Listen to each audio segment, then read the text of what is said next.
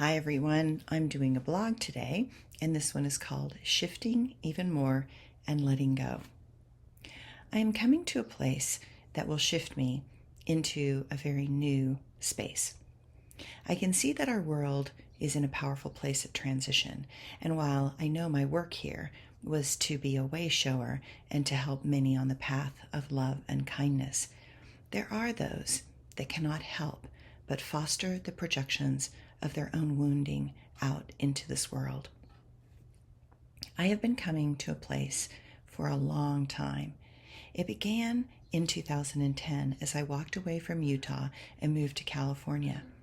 In that process, I knew that it was important for me to step back and shift my focus away from the familiar and to move towards taking more care of myself.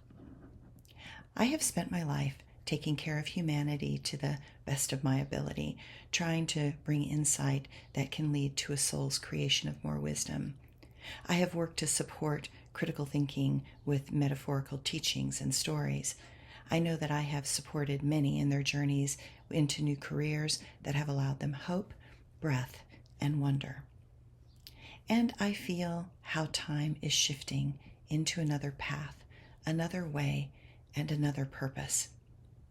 I have said for a long time that if you feel some type of teaching calls to you, then you should jump quickly and not wait, because the teachers out there with the heart and soul do not teach for the money, but because it is something they are called to do from deep inside. I find it so interesting that so many in the world are either so self-consumed with their own narrow reality, their own desperate needs for someone to see them, or their own projections of what is good and evil, that they do not see the many gifts offered in love without any expectation of getting anything back. I write not because I think I know everything, but because I believe in sharing wisdom, stories of a life that showed how to overcome things and bring back hope, and I believe that words are the essence of that spark of divinity that lives and tries to find a way to breathe in this world. Currently in our world, we have a pattern that is so very dangerous to the freedoms that have been the American birthright for over 200 years.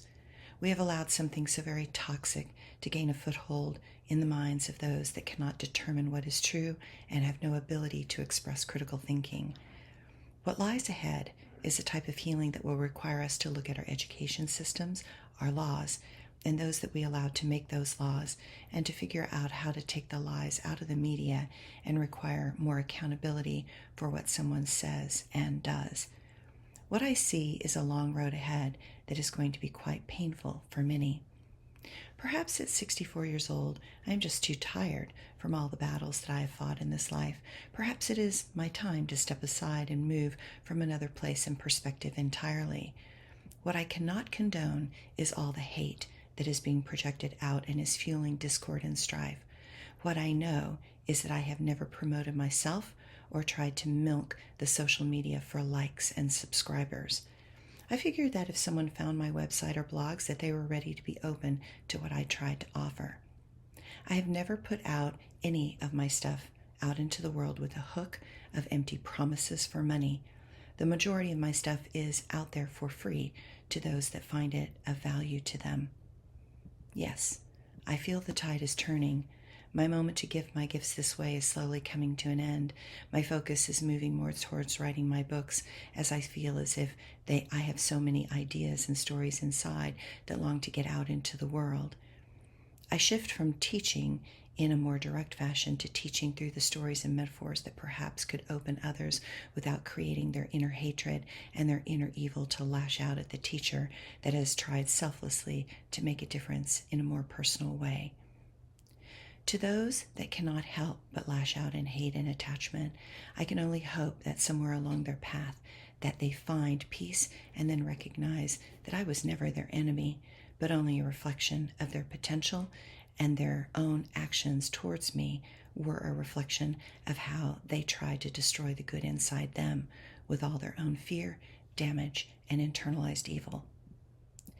To those that know and truly care, that have been with me along this path for many years, I know that I'm always there to help in any way that I can offer. I have one simple rule. If you cannot speak from a place that is civil, kind, and caring, you are not my tribe, and I support you in going on and finding where you belong. If you project your own issues and needs onto me and refuse to take responsibility for the damage you have caused in your own life by your own choices and actions, I am not here to be your punching bag or to be a scapegoat to the evil that lives inside of you. At this time in my life, I look back on all the good I have done and all the selfless gifts I have offered in this world, and I know that I have made a difference. And for that, I am very appreciative. As I come into the sunset of my life, I wish to go back into the things that matter most to me and that give me the greatest joy. I will continue to write as it is my heart's desire and destiny.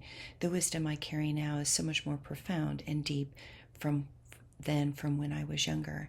And I also realize that fewer people can actually track what that might be, as evolving souls are not yet ready to hear something until we are ready. I was not ready to be in this place until this moment, and I am grateful that I am here now. For decades, I continued to let go of needing validation from external sources in favor of finding internally what was true for me at this time. Because of that, I have separated from the mass consciousness, and I stand often alone, once again the watcher of humanity, eternally hopeful that I can remember that love and kindness is the only path to peace. For those that find me, I am a doorway through the density into another potential that can bring hope through the current places of false promise. But For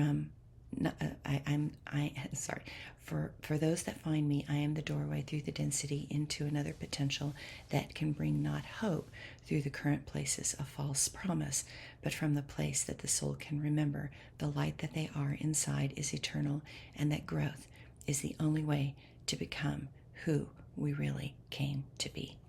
Thanks, everyone.